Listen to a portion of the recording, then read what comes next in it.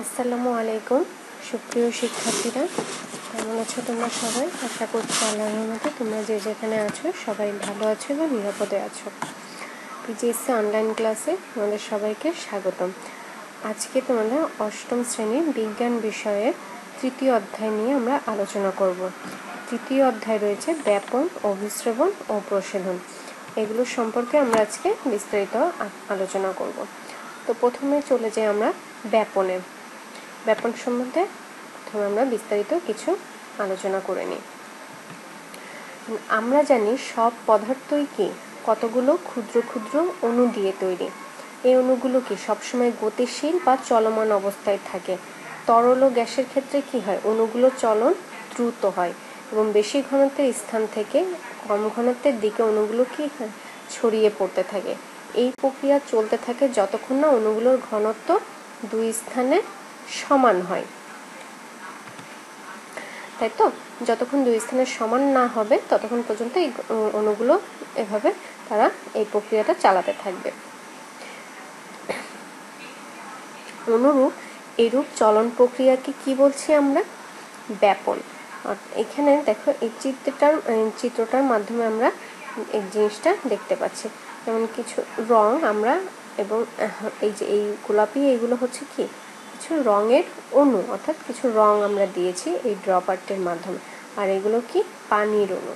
এখন এই পানির ভিতরে কি হচ্ছে, রঙগুলো আস্তে আস্তে ছড়াচ্ছে এবং ততক্ষণ ছড়াচ্ছে যতক্ষণ রঙগুলো সমানভাবে মিলিত না হচ্ছে। এই যে টোটাল এই সম্পূর্ণ যে প্রক্রিয়াটা, এই প্রক্রিয়াটাকে কি বলে থাকছি আমরা? ব্যাপন প্রক্রিয়া।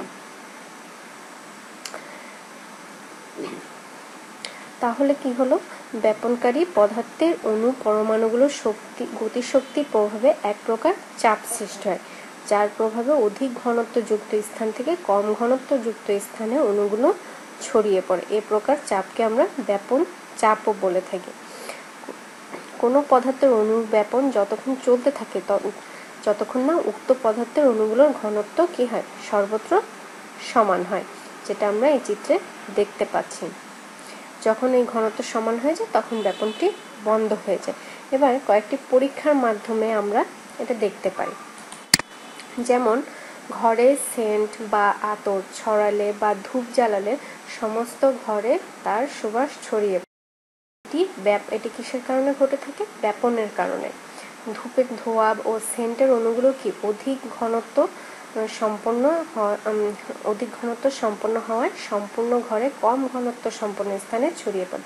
যেমন এই যে চিত্রটিতে দেখো, এখানে হচ্ছে এর ঘনত্বটা বেশি, সেন্ট যেটা বের হচ্ছে এর ঘনত্বটা বেশি। এখানে আস্তে আস্তে কি হচ্ছে, এরা কম ঘনত্বের দিকে যাচ্ছে, যে আস্তে আস্তে ছড়িয়ে পড়ছে এবং আমাদের ঘর কি হয়, তখন সমস্ত ঘর সুবাসে ভরে যায়। এইভাবে ব্যাপন প্রক্রিয়াটি হয়ে থাকে।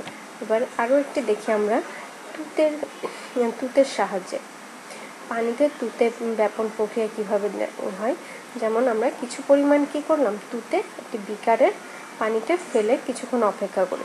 তুতেটি কি হবে, পানিতে দ্রবীভূত হবে এবং পানির রং তুতের রং ধারণ করতে থাকবে আস্তে আস্তে।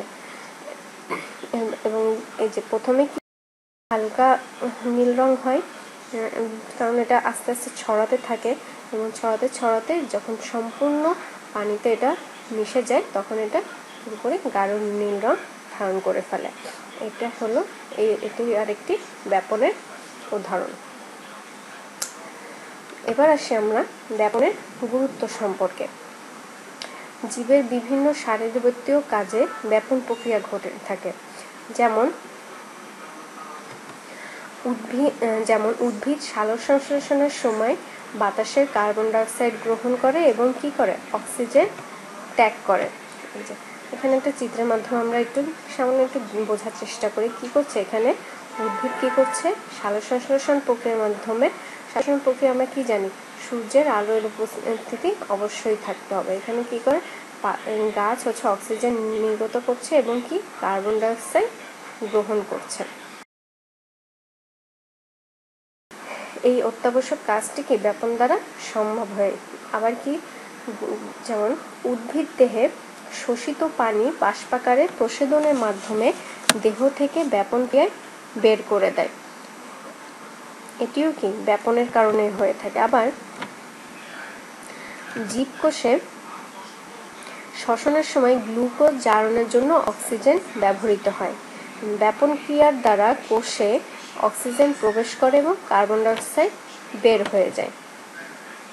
অর্থাৎ প্রাণীদের শ্বসনের সময় কি হয়, অক্সিজেন ও কার্বন ডাই অক্সাইডের আদান প্রদান, অর্থাৎ অক্সিজেন গ্রহণ করে এবং কার্বন ডাই অক্সাইড কি করে, বের করে দেয়, যেটা পুরোপুরি উদ্ভিদের প্রক্রিয়ার উল্টো। উদ্ভিদ কি করে, কার্বন ডাই অক্সাইড গ্রহণ করে, অক্সিজেন ত্যাগ করে, আর প্রাণী কি করে, অক্সিজেন গ্রহণ করে, কার্বন ডাই অক্সাইড ত্যাগ করে। এবং রক্ত থেকে পুষ্টি উপাদান অক্সিজেন কোষে পরিবহন করা ব্যাপন দ্বারা সম্পন্ন। অর্থাৎ এই সকল কাজের জন্য ব্যাপনের প্রয়োজন। এই ব্যাপন প্রক্রিয়ার মাধ্যমে এগুলো সম্পন্ন হয়ে থাকে। তাই এইসব প্রক্রিয়া সম্পন্ন করতে ব্যাপনের গুরুত্ব অনেক। এবার আসি আমরা অভিস্রবণ। অভিস্রবণ প্রক্রিয়াটি বোঝার জন্য আমাদের যে বিষয়ের ধারণা দরকার তার মধ্যে অন্যতম হলো ভিন্ন ঘনত্ব বিশিষ্ট দুইটি দ্রবণের মধ্যে অবস্থিত পর্দার বৈশিষ্ট্য জানা। অর্থাৎ পর্দার সম্বন্ধে, বিভিন্ন পর্দার সম্বন্ধে আমাদেরকে জানতে হয়। মানে পর্দাকে সাধারণত 3 ভাগে ভাগ করা যায়। যেমন অভেদ্য পর্দা, যে পর্দা দিয়ে দ্রাবক ও দ্রাবক উভয় প্রকার পদার্থে চলাচল করতে পারে না তাকে অভেদ্য পর্দা বলে। অর্থাৎ যে পর্দা দিয়ে দ্রাবক ও দ্রাবক কোনো প্রকার পদার্থই চলাচল করতে পারবে না সেটাকে অভেদ্য পর্দা। যেমন এই যে পলিথিনের মধ্য দিয়ে কি কোনো দ্রব্য বা দ্রাবক চলাচল করতে পারবে না। এরপরে আসি ভেদ্য পর্দা। ভেদ্য পর্দা কি, যে পর্দা দিয়ে দ্রাবক ও দ্রাবক উভয় অণু সহজে চলাচল করতে পারে। যেমন কোষ প্রাচীর। কোষ প্রাচীরে কি হয়, এই কোষ প্রাচীর দিয়ে যে কোনো দ্রব্য বা দ্রাবক চলাচল করতে পারে খুব সহজে। এরপরে তৃতীয়টি হলো অর্ধভেদ্য পর্দা, যে পর্দা দিয়ে কেবল দ্রবণের দ্রাবক অণু, উদ্ভিদের ক্ষেত্রে কি পানি, চলাচল করতে পারে কিন্তু দ্রাব অণু চলাচল করতে পারে না।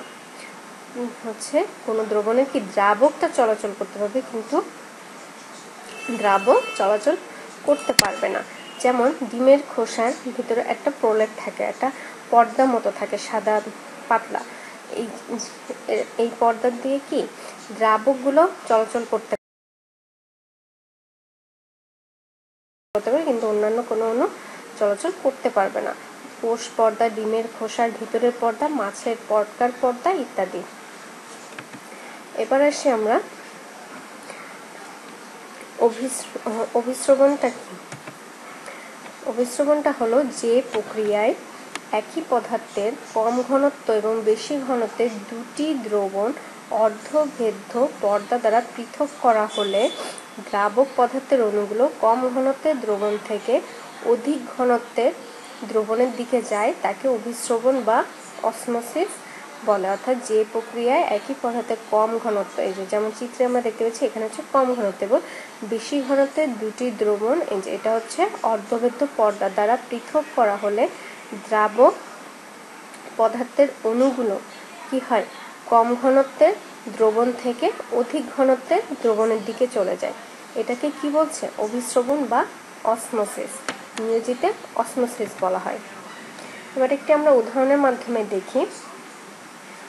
দেখো এখানে কিছু শুকনো কিশমিশ রয়েছে, মানে কিশমিশগুলোকে যদি আমরা কিছুক্ষণ পানিতে ভিজিয়ে রাখি তাহলে কি হয়, সেটি ফুলে ওঠে। এটি কিশমিশ দ্বারা কি পানি শোষণের কারণে ঘটে এবং পানি শোষণ কি অভিস্রবণ দ্বারা ঘটে থাকে। অভিস্রবণ কি এক প্রকার ব্যাপন। অভিস্রবণ কেবলমাত্র তরলের ক্ষেত্রে ঘটে এবং একটি অর্ধভেদ্য পর্দা অভিস্রবণের সময় দুটি তরলকে কি করে, পৃথক করে রাখে। কিশমিশের উদাহরণ দিয়ে বিষয়টা এখানে আমরা কি বুঝালাম। এবার আসি আমরা অভিস্রবণের গুরুত্ব। অভিস্রবণের কি কি গুরুত্ব রয়েছে। এটা কি করে, বিভিন্ন কোষের ভিতরের বিভিন্ন জৈব রাসায়নিক প্রক্রিয়াগুলোকে সচল রাখার জন্য অভিস্রবণের ভূমিকা অনেক। যেমন এটা উদ্ভিদের কোষের রস স্ফীতি ঘটে, তারপর কাণ্ড পাতাকে সতেজ এবং খাড়া রাখতে সাহায্য করে, ফুলের পাপড়ি বন্ধ বা খুলতে সাহায্য করে থাকে, প্রাণীর অন্ত্রে খাদ্য শোষিত হতে সাহায্য করে থাকে। এরপরে আসি আমরা প্রসেদন। প্রসেদন বা বাষ্পমোচন উদ্ভিদের একটি কি বিশেষ শারীরবৃত্তীয় প্রক্রিয়া। আমরা পূর্বের পাঠে জেনেছি উদ্ভিদের বিভিন্ন শারীরবৃত্তীয় কাজের জন্য কি পানি অপরিহার্য, তাই উদ্ভিদ মূলরুমের সাহায্যে মাটি থেকে কি করে প্রচুর পরিমাণে পানি শোষণ করে এবং এই শোষিত পানির কিছু অংশ উদ্ভিদ তার বিভিন্ন বাষ্পাকারে বায়ুমণ্ডলে পরিত্যাগ করে। উদ্ভিদের দেহাভ্যন্তর থেকে পাতার মাধ্যমে বাষ্পাকারে পানির নির্গমনের প্রক্রিয়াকে প্রসেদন বা বাষ্পমোচন বলা হয়। প্রসেদন প্রধানত কি হয় পত্ররন্ধ্রের মাধ্যমে হয়। এছাড়া কাণ্ড ও পাতার কিউটিকল এবং কাণ্ডের ত্বকে অবস্থিত লেন্টিসেল নামক এক বিশেষ ধরনের অঙ্গের মাধ্যমেও অল্প পরিমাণ প্রসেদন হয়। অর্থাৎ এই প্রসেদন কোথায় সংঘটিত হচ্ছে তার স্থানের ভিত্তিতে প্রসেদনকে 3 ভাগে ভাগ করা যায়। প্রথম হলো পত্ররন্ধ্রীয় প্রসেদন, দ্বিতীয় ত্বকীয় বা কিউটিকুলার প্রসেদন, তৃতীয় লেন্টিকুলার প্রসেদন। এখানে আমরা দেখতে পাচ্ছি এখানে কিছু প্রসেদনের স্থানের ছবি দেওয়া আছে। হচ্ছে পত্ররন্ধ্র। এই পত্ররন্ধ্রে কি আছে বহিত্বকীয় কোষ আছে, আবার রক্ষী কি হয় লেন্টিসেলও প্রসেদন হয়ে থাকে। সাধারণ অণুবীক্ষণ যন্ত্রের সাহায্যে পত্ররন্ধ্র এবং খালি চোখে কাণ্ডের লেন্টিসেল সহজে দেখা যায়। এখানে আমরা যে চিত্রগুলো আছে এইগুলো আমরা কি সাধারণ যে অণুবীক্ষণ যন্ত্র আছে সেটাতেই আমরা দেখতে পাবো। এবার আসি আমরা প্রসেদনের কিছু গুরুত্বে। উদ্ভিদ জীবনে প্রসেদন একটি অনিবার্য প্রক্রিয়া। প্রসেদনের ফলে উদ্ভিদ দেহ থেকে প্রচুর পানি বাষ্পাকারে বেরিয়ে যায়। এতে কি হয় উদ্ভিদের মৃত্যুও হতে পারে। তাই আপাত দৃষ্টিতে উদ্ভিদের জীবন প্রসেদনকে ক্ষতিকর প্রক্রিয়া বলেই মনে হয়। এজন্য প্রসেদনকে বলা হয় উদ্ভিদের জন্য এটি একটি নেসেসারি এভিল। তবুও প্রসেদন উদ্ভিদের জীবনে খুবই গুরুত্বপূর্ণ, কারণ উদ্ভিদ তার দেহ থেকে পানিকে বের করে অতিরিক্ত পানির চাপ থেকে মুক্ত করে প্রসেদনের মাধ্যমে। আবার কোষ রসের ঘনত্ব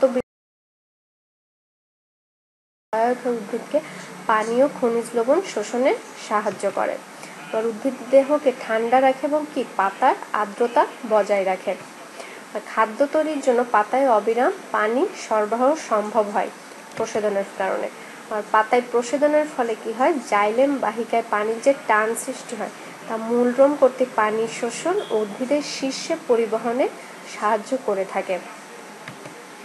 এর ফলে কি প্রসেদনের ফলে প্রচুর পানি বাষ্পাকারে বায়ুমণ্ডলে পৌঁছায়। এই গেল প্রসেদনের গুরুত্ব। এবার আসি আমরা উদ্ভিদের পানি শোষণ পদ্ধতি। উদ্ভিদ কিভাবে পানি শোষণটা করে থাকে এই পদ্ধতি সম্বন্ধে জানি। আচ্ছা, এটা কিভাবে করছে? মাটি থেকে কি পানি ও পানিতে দ্রবীভূত খনিজ লবণ উদ্ভিদ দেহের সজীব কোষে টেনে নেওয়ার পদ্ধতিকে শোষণ বলে থাকে। স্থলে বসবাসকারী উদ্ভিদগুলো মূলরোমের সাহায্যে মাটি থেকে পানি শোষণ করে, আর পানিতে নিমজ্জিত উদ্ভিদ সারা দেহ দিয়ে পানি শোষণ করে। স্থলজ উদ্ভিদগুলোর মূলরোম মাটির সূক্ষ্ম কণার ফাঁকে লেগে থাকা ঐশিক পানি অভিসরণ প্রক্রিয়ায় নিজ দেহে টেনে নেয়। এখন আমরা দেখি মূলরোমটা কি, যে এইগুলো হচ্ছে মূলরোম। এই যে মূলের সাথে যে ছোট ছোট ছোট শাখা মতো বের হয়, সে অনেক সময় সাদা রকম দেখা যায়, সেগুলো কি সেটা আমরা বলে থাকি মূলরোম। এই প্রাচীরটি কি ভেদ্য, তাই প্রথমে ইমবাইবেশন প্রক্রিয়ায় পানি শোষণ করে এরা। আচ্ছা, তার আগে আমরা জানি ইমবাইবেশনটা কি। অধিকাংশ কলয়েডধর্মী পদার্থই কি পানি গ্রাহী। উদ্ভিদের বিভিন্ন ধরনের কলয়েডধর্মী পদার্থ, স্টার্চ, সেলুলোজ, জিলেটিন ইত্যাদি, এসব পদার্থ তাদের কি কলয়েড। এই কলয়েডধর্মী বিভিন্ন পদার্থ উদ্ভিদের ক্ষেত্রে কি কোষপ্রাচীর, যে প্রক্রিয়ায় নানা ধরনের তরল পদার্থ উদ্ভিদের ক্ষেত্রে পানি শোষণ করে তাকে ইমবাইবিশন বলে।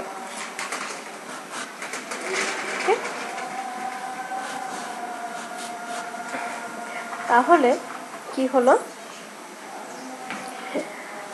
তাই প্রথমে কি হচ্ছে, ইমবাইবেশন প্রক্রিয়ায় পানি শোষণ করে এবং কোষ প্রাচীরের নিচে অবস্থিত অর্ধবেদ্য প্লাজমার পর্দার সংস্পর্শে আসে।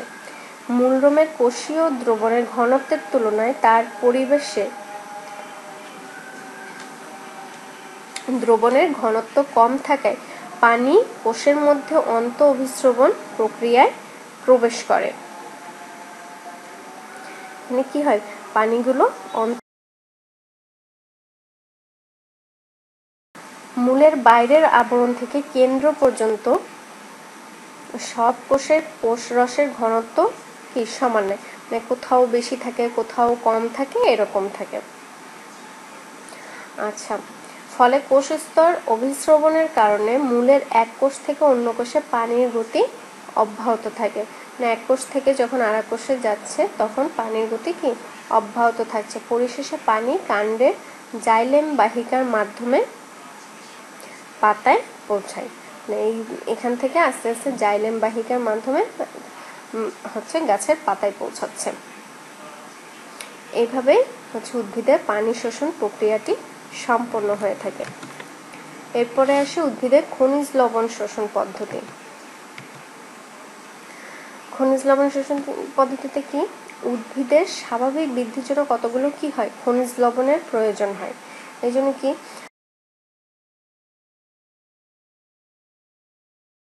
মাটিস্থ পানিতে খনিজ লবণ দ্রবীভূত অবস্থায় থাকে। খনিজ লবণগুলো মাটিস্থ পানিতে দ্রবীভূত থাকলেও পানি শোষণের সঙ্গে উদ্ভিদের লবণ শোষণের কোনো সম্পর্ক নেই। দুটি প্রক্রিয়াই কি ভিন্নধর্মী। উদ্ভিদে কখনো লবণের সম্পূর্ণ অণুকে শোষণ করতে পারে না। লবণগুলো কেবল কি আয়ন হিসেবে শোষিত হয়, অর্থাৎ সম্পূর্ণ লবণটা শোষণ হয় না, শুধু লবণের যে আয়নগুলো আছে সেগুলোই শোষিত হয়। উদ্ভিদ মাটির রস থেকে খনিজ লবণ শোষণ দুইভাবে সম্পন্ন করে থাকে। এক হলো নিষ্ক্রিয় শোষণ, দ্বিতীয় হলো সক্রিয় শোষণ। এভাবেই হচ্ছে উদ্ভিদের কি লবণ শোষণ পদ্ধতিটি হয়ে থাকে, মানে কিভাবে সে মাটি থেকে পানি ও খনিজ লবণ শোষণ করে থাকছে, এই প্রক্রিয়াটি এখানে তুলে ধরা হয়েছে। এরপরে আসি আমরা খনিজ লবণের পরিবহন সম্পর্কে জানি। এখন আমরা জেনেছি যে উদ্ভিদ মূলরোমের সাহায্যে মাটি থেকে কি পানি ও খনিজ লবণ শোষণ করছে। এই পানি ও খনিজ লবণের দ্রবণকে কাণ্ড এবং শাখা প্রশাখার মধ্যে পাতায় পৌঁছাচ্ছে, কারণ পাতায় কি প্রধানত এগুলোকে সালোকসংশ্লেষণ প্রক্রিয়ায় খাদ্য তৈরির রসদ হিসেবে ব্যবহার করে। আবার পাতায় তৈরি খাদ্য উদ্ভিদ তার দেহের বিভিন্ন অংশে যেমন কাণ্ড ও শাখা প্রশাখায় পাঠিয়ে দেয়। উদ্ভিদের মূলরোম দ্বারা শোষিত পানি ও খনিজ লবণ মূল থেকে পাতায় পৌঁছানো এবং পাতায় তৈরি খাদ্যবস্তু সারা দেহে ছড়িয়ে পড়াকে পরিবহন বলে। শোষণের মতো পরিবহন পদ্ধতি উদ্ভিদের জন্য অতি গুরুত্বপূর্ণ। এখন উদ্ভিদের পরিবহন প্রক্রিয়াটি আমরা এখন দেখি। উদ্ভিদের পরিবহন প্রক্রিয়াটি কিভাবে হচ্ছে, উদ্ভিদের মূলরোম দিয়ে, এই যে উদ্ভিদের মূলরোমটা কোথায়, এখানে মূলরোম দিয়ে কি পানি অভিস্রবণ এবং পানিতে দ্রবীভূত খনিজ লবণ নিষ্ক্রিয় ও সক্রিয় শোষণ পদ্ধতিতে শোষিত হয়ে এটা হচ্ছে জাইলেম টিস্যু, এই জাইলেম টিস্যুতে পৌঁছায়। এরপরে কি হয়, জাইলেমের মাধ্যমে উদ্ভিদ দেহের রসের ঊর্ধ্বমুখী, যে আমরা চিত্রে দেখতে পাচ্ছি ঊর্ধ্বমুখী পরিবহন হয় ফ্লোয়েমে। আর এটা হচ্ছে এই পাশে ফ্লোয়েম টিস্যু, ফ্লোয়েম টিস্যুর মাধ্যমে কি হয়, পাতারি খাদ্য রস সের উভমুখী পরিবহন হয়। এরপরে উদ্ভিদের সংবহন বলতে প্রধানত ঊর্ধ্বমুখী পরিবহন এবং নিম্নমুখী পরিবহনকে বোঝাচ্ছে। কি হচ্ছে, এই যে চিত্রের মাধ্যমে যে ফ্লোয়েম টিস্যু পাতা থেকে প্রস্তুতকৃত খাদ্য কি করছে, উপরের দিকে পরিবহন করছে।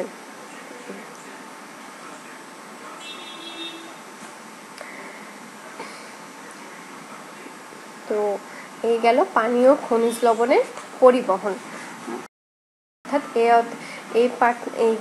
এই ক্লাস থেকে আমরা কি শিখলাম, বা এই অধ্যায় থেকে আমরা আজকে কি শিখলাম, যে ব্যাপন ও অভিস্রবণ প্রক্রিয়াটা কি, উদ্ভিদ ব্যাপন ও অভিস্রবণ প্রক্রিয়া পানি, খনিজ লবণের আয়ন মাটিস্থ দ্রবণ থেকে সক্রিয় নিষ্ক্রিয় প্রক্রিয়া মূলরম দ্বারা শোষণ করে। তারপর উদ্ভিদের কি জাইলেম দিয়ে পানি ও পানিতে দ্রবীভূত খনিজ লবণ পাতায় পরিবাহিত হয়। উদ্ভিদের ফ্লোয়েম দিয়ে পাতায় তৈরি খাদ্য উদ্ভিদ দেহের শাখা ও প্রশাখায় পৌঁছায়। আর অভিস্রবণের ফলে খাদ্য তৈরির জন্য পাতায় অবিরাম পানির সরবরাহ সম্ভব হয়। আর সর্বশেষ জানলাম আমরা আরও কি, প্রশোধনের ফলে জাইলেম বাহিকায় যে টান সৃষ্টি হয় তা মূলরম করতে পানি শোষণে কি করছে, সাহায্য করছে। অর্থাৎ এই প্রভৃতি এইসব বিষয়গুলো আজকে আমরা বিস্তারিত জানলাম। ব্যাপন, অভিস্রবণ, প্রশোধন এবং এর মাধ্যমে যে উদ্ভিদের যে প্রক্রিয়াটি ঘটে থাকছে পানি ও খনিজ লবণ শোষণ এবং পরিবহনে, সে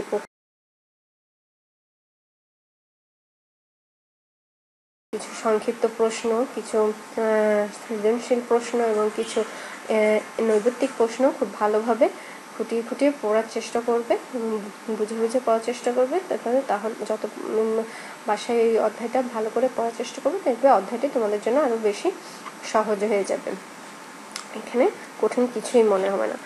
তো সেই পর্যন্ত তোমরা সবাই ভালো থাকো এবং সুস্থ থাকো, নিরাপদে থাকো।